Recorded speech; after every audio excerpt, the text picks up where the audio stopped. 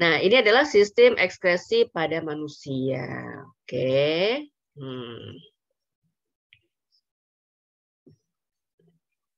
Nah, alat-alat ekskresi pada manusia adalah hati, paru, ginjal. Hati dan paru sudah kita pernah bahas gitu ya. Maka nanti kalau bahas hati dan paru itu sifatnya saya cuma mengingatkan kembali aja gitu ya. Saya ingatkan kembali, ini udah pernah loh ya gitu ya.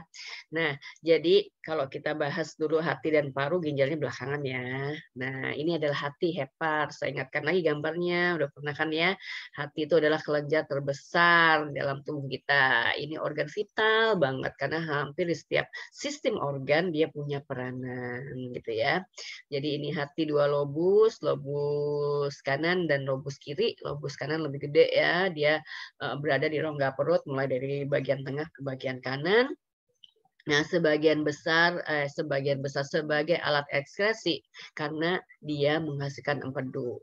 Nah, jadi dari saluran empedu kiri, saluran empedu kanan, kemudian bergabung. Nah, dia mengeluarkan cairan empedu, kemudian ditampung sementara di kantungnya, kantung empedu.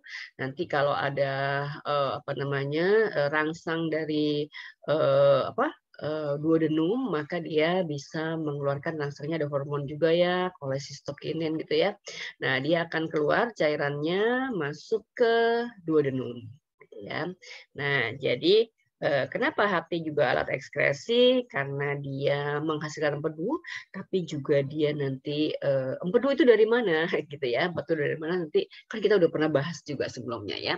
Jadi empedu itu ada air, asam empedu, garam empedu, kolesterol, kemudian fosfolipid atau lecitin, zat warna pigmen empedu, ada bilirubin dan biliverdin dan beberapa ion. Ini udah dibahas ya. Nah, dari mana asalnya empedu? Itu dari sel darah merah yang mati, ya kan? Sel darah merah yang mati kemudian oleh hati diproses sedemikian rupa maka sel itu jadi empedu, gitu ya. Berasal dari penghancuran hemoglobin dari eritrosit yang telah tua, ya. Jadi untuk apa empedu? Empedu itu masih ada gunanya mencerna lemak, mengaktifkan lipase, untuk absorpsi lemak, mengubah zat yang tidak larut dalam air menjadi yang larut dalam air, ya kan? Dia kan bikin emulsi lemak, kemudian bikin misel. Nah, ini di sistem pencernaan sudah dibahas ya. Kemudian berperan juga pada proses pembentukan urea. Itu. Jadi ini adalah bahan yang sisa-sisa, tapi sisa-sisa pun masih ada gunanya, gitu ya. Jadi ini kerja hati saya mengingatkan kembali ya, di sistem transport waktu itu ya. Hemoglobin dalam eritrosit diurai menjadi senyawa hemin gitu ya. Kemudian ada zat besinya, ada globinnya, besi dan globinnya disimpan dalam hati, kemudian kirim lagi ke sumsum tulang untuk proses pembentukan sel darah merah baru gitu ya. Sedangkan heminnya akan diubah menjadi bilirubin, kemudian diubah jadi biliverdin. Ini adalah zat warna bagi empedu yang warnanya hijau tua kebiru-biruan gitu ya. Nah, kemudian akan mengalami oksidasi menjadi urobilin, kemudian ada yang menuju ada yang menuju usus besar, ada yang menuju ke ginjal sehingga membuat warna feses dan urin menjadi kekuning-kuningan gitu ya. Nah, urea juga yang kemudian diproduksi tadi di hati akan dibuang juga melalui ginjal. Nah, ini ada ornitin juga yang kemudian akan mengikat amonia yang bersifat racun. Nah, dan akan dikeluarkan ke dalam empedu dan urin juga. Nah, saya akan mengingatkan ini juga udah pernah ya di sistem transport ya. Jadi eritrosit yang rusak akan dipilah-pilah gitu ya, akan menjadi hemin. Heminnya dipisahkan, besinya dipisahkan, protein globinnya dipisahkan. Heminnya kemudian diproses menjadi bilirubin dan biliverdin, kemudian dioksidasi menjadi urobilin. Gitu ya. Sedangkan besinya disimpan ke dalam hati, kemudian dikembalikan ke sumsum tulang bagi yang masih bisa digunakan untuk membentuk eritrosit baru.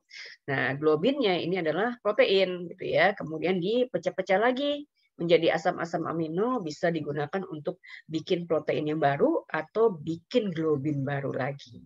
Gitu gitu ya. Jadi ini adalah cara tubuh yang sangat efisien, yang benar-benar harus dibuang gitu ya, nggak bisa dipakai lagi baru dibuang, tapi yang masih bisa didaur ulang akan didaur ulang, digunakan kembali. Nah, ini juga sudah pernah dibahas waktu sistem transport ya, cara kerja hati, kemudian jadi ini adalah sel darah merah yang udah mati, kemudian ini difagosit ya oleh makrofag gitu kan ya. Kemudian dipecah-pecah menjadi globin, kemudian heme. Nah, hemenya kemudian globinnya dulu ya dipecah-pecah jadi asam-asam amino, kemudian digunakan lagi untuk bikin protein baru atau untuk bikin globin baru. Sedangkan besinya, hemenya kemudian dipisahkan besinya. Nah, kemudian digabung dengan senyawa transferin, masuk dia ke dalam hati, kemudian diubah menjadi ferritrin. Waktu disimpan di dalam hati diubah jadi ferritin. Nah, kemudian dikeluarkan lagi oleh hati, dipecah lagi kembali ke senyawa semulanya, gitu ya. Kemudian dikirim ke sumsum tulang untuk digunakan bikin sel darah merah yang baru, gitu ya, di sumsum tulang. Udah pernah dibahas ya. Sedangkan bagian heme yang lain selain besi itu diubah menjadi biliverdin, kemudian diubah jadi bilirubin. Nah, bilirubinnya itu ada di hati, kemudian masuk ke usus halus. Nah, bilirubinnya masuk ke usus halus, kemudian difermentasi oleh bakteri. Nah ya, ini di usus besar. Nah, kalau difermentasi oleh bakteri di usus besar, kemudian diubah menjadi sterkobilin. Nah, inilah yang kemudian dibuang bersama feses.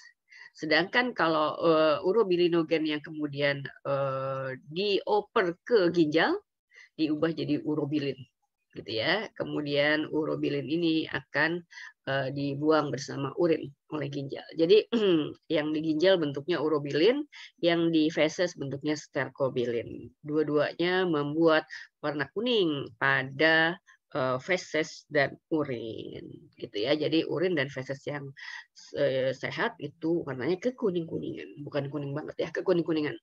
Tandanya kerja hati oke ya. Oke. Nah, ini adalah paru-paru, dia juga adalah alat ekskresi gitu ya.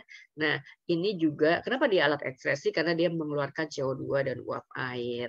Nah, prosesnya seperti di sistem respirasi yang kemarin ya, di sistem respirasi yang kemarin. Jadi ini ada kalau ini sel dan jaringan, kemudian ini adalah pembuluh darah, berarti ini adalah respirasi dalam, gitu ya. Jadi ini adalah pertukaran gas di sel dan jaringan, gitu ya. Ketika sel dan jaringan selesai memetabolisme zat makanan, gitu ya, maka kemudian punya limbah. Nah, salah satu limbahnya adalah CO2 yang kemudian masuk ke dalam pembuluh darah. Di dalam pembuluh darah, kemudian salah satunya ya, ini ada yang larut dalam plasma darah, gitu ya. Kemudian ada yang masuk ke dalam eritrosit. Ini adalah eritrosit ya. Nah, yang ke dalam eritrosit kemudian ada yang bergabung dengan H2O membentuk H2CO3. Kemudian ini kan asam karbonat ya. Kemudian akan diurai menjadi HCO3- dan H+. Nah, H+-nya bisa digabung dengan hemoglobin jadi HHB. CO2-nya juga bisa bergabung dengan hemoglobin jadi HbCO2 gitu ya. Nah, kemudian HCO3-nya kemudian keluar dari sel darah merah menuju plasma. Nah, kemudian ini yang si darah ini kemudian beredar menuju paru-paru. Menuju paru-paru ya. Di paru-paru berarti ini adalah respirasi luar gitu ya, karena ini ada alveolus, kemudian ini adalah pembuluh darah. HCO3-nya akan masuk kembali ke eritrosit, kemudian dia akan bergabung dengan H+ yang dari HHB, kemudian membentuk H2CO3, ini reaksi kebalikannya ya. Kemudian diurai lagi jadi H2O dan CO2. Begitu juga yang HbCO2 dari sini akan diurai lagi, CO2-nya akan keluar dari eritrosit, kemudian keluar dari pembuluh darah menuju ke ruang alveolus dan dikeluarkan.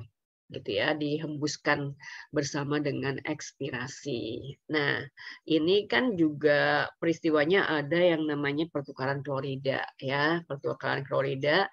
Jadi ini adalah respirasi dalam, ini adalah respirasi luar, gitu ya. Saat respirasi dalam di dalam sel dan jaringan, maka HCO3 yang keluar dari eritrosit tadi akan bertukar dengan Cl- yang dari plasma masuk ke dalam eritrosit supaya ion minusnya itu tetap seimbang, gitu ya. Jadi ada yang namanya peristiwa pertukaran klorida. Nah, pada saat respirasi luar, maka reaksi kebalikannya terjadi. HCO3- yang ada di plasma masuk lagi ke dalam eritrosit, kemudian ikut reaksi berikutnya gitu ya. Sedangkan Cl- yang tadinya di dalam eritrosit keluar lagi menuju plasma. Nah, ini juga pertukaran klorida kebalikannya, reverse ya, kebalikannya supaya jumlah ion-ion di dalam eritrosit dan di plasma itu seimbang. Gitu ya. Nah, itu adalah proses yang terjadi di paru-paru. Nah, jadi untuk paru-paru dan apa tadi namanya hati itu udah selesai. Kita tinggal bahas yang ginjal aja. Sampai di situ ada pertanyaan?